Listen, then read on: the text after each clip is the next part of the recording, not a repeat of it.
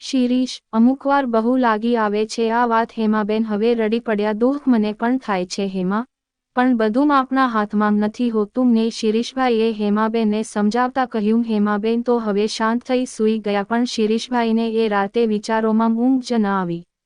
દિવસોને વીતતા ક્યાં વાર લાગે છે.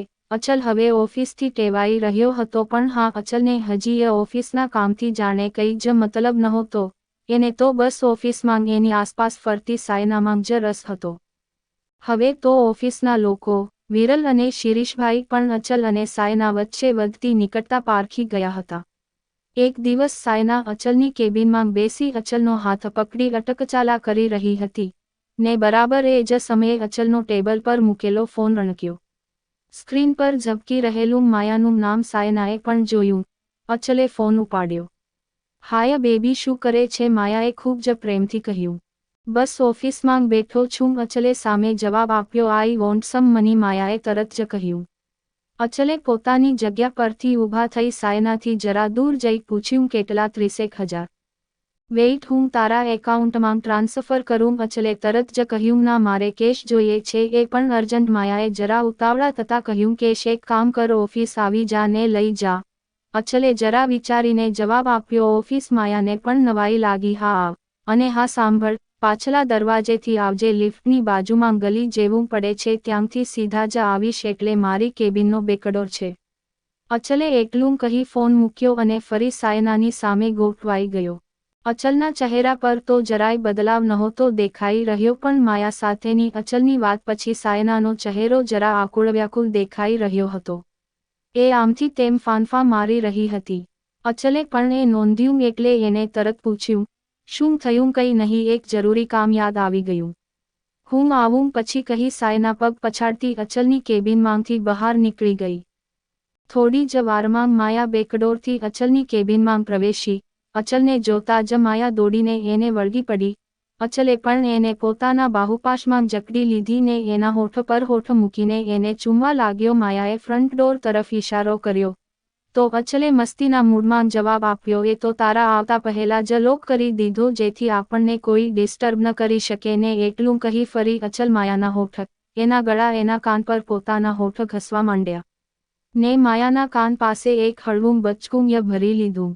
ભૂખ્યો છે? માયાએ આંખો નચાવતા કહ્યું. અચલ એના કહેવાનો મર્મ સમજી ગયો. હા, તને જોઈને તો હું ભૂખ્યો થઈ જ જાઉં. અચલે પણ માયાના નાક સાથે નાક ઘસતા કહ્યું, હા, પણ આજે જમવાનો મેળ નહીં પડે ડાર્લિંગ. માયાએ પણ મશ્કરી કરતા કહ્યું. લે, કેમ? અચલે નવાઈ સાથે પૂછ્યું. મારે 2 કલાકમાં જ એક શૂટ માટે ઉમરગામ જવાનું છે, તો મારે નીકળવું પડશે, માયાએ ઉતાવળમાં કહ્યું. જમી ન શકાય તો કંઈ નહીં, નાસ્તા પાણી તો કરી લેવા દે, કહી અચલે ફરી માયાના હોઠ પર હોઠ ઘસવા માંડ્યા. માયાએ પહેરેલી ટી-શર્ટને એના ખભેથી ખસેડી. અચલે એના શોલ્ડર પર પણ એના હોઠની ભીનાશ ફેરવવાનું શરૂ કરી દીધું. માયા પણ અચલના સ્પર્શમાં મદહોશ થઈ રહી હતી અને એને પણ અચલને વળતું એના ગળા પર ચુંબન છોડી દીધું. બંને એકબીજામાં ખોવાઈ રહ્યા હતા ને ત્યાં જ માયાનો ફોન રણક્યો.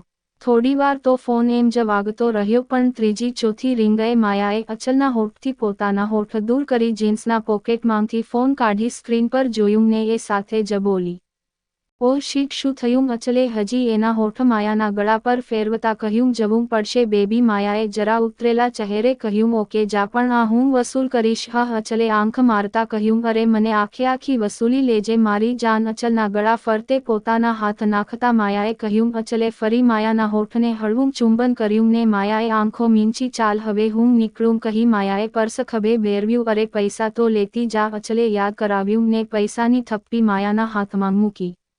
માયા પૈસા લઈ અચલના કપાળને ચૂમી પાછલા દરવાજેથી જ બહાર નીકળી. ઉતાવળે માયા આગળ વધી રહી હતી ત્યાં જ બેધ્યાન બનીને ચાલતી માયા અચાનક જ સાયના સાથે ટકરાઈ ગઈ. પોતાના કરતા હાઇટમાં જરા ઊંચી અને કદકાઠીમાં પણ એકદમ પરફેક્ટ માયાને જોઈ સાયના એને જોતી જ રહી ગઈ. દરેક છોકરીનું સપનું હોય એવું ફિગર ધરાવતી માયાને જોઈ ઘડીભર તો સાયનાને એની ઈર્ષ્યા થઈ આવી, પણ પછી તરત જમાયાને ઉપરથી નીચે સુધી જોતા સાયનાએ ખૂબ જ ઘમંડમાં આવીને કહ્યું, માયા રાઈટ સાયના, આઈ નો આઈ એમ રાઈટ. માયાએ પણ એવા જ એટીટ્યુડથી જવાબ આપ્યો. બંનેનો સીધો કોઈ પરિચય નહોતો, તેમ છતાં જાણે બંને એકબીજાને ઘણા સમયથી ઓળખતી હોય એમ એકબીજાના નામને આત્મવિશ્વાસ સાથે લઈ રહી હતી. માયાના લાઇટ પિંક કલરના ફ્લાવર પ્રિન્ટના વનપીસને જોતા સાયનાએ મોઢું બગાડીને કહ્યું, હાઉ ચીપ. હા, તને તો ચીપ લાગશે જ, કારણ કે તારા પહેરેલા આ બ્રાન્ડેડ કપડાં તારા બાપે તને અપાવ્યા હશે અને મારા મેં જાતે કમાયેલા પૈસાના લીધેલા છે. માયાનો અવાજ જરા ઊંચો થઈ ગયો. ઓહ, કઈ રીતે કમાયા છે એ હું જાણું છું, સાયનાએ ખંધું હસતા કહ્યું. ઓહ રિયલી? માયાએ પણ સામે બનાવટી હાસ્ય કર્યું. તારા જેવી છોકરીઓને હું સારી રીતે જાણું છું, પૈસા માટે કંઈ પણ કરી શકે અને તું પૈસા માટે જ અચલની આસપાસ ફરી રહી છે.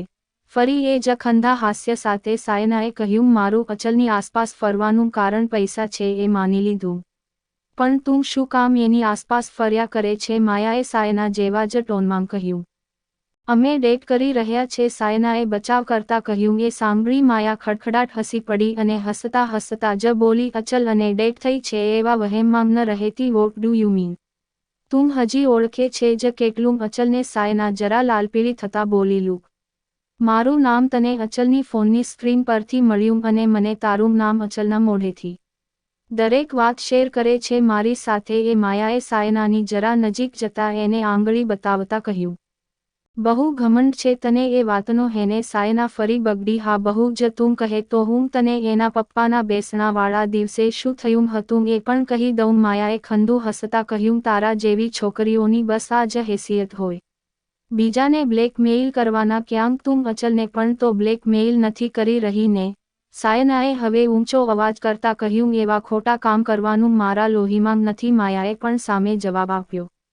ખોટા કામ કરે છે એટલે જ તો પાછલા રસ્તેથી એન્ટ્રી લેવી પડે છે.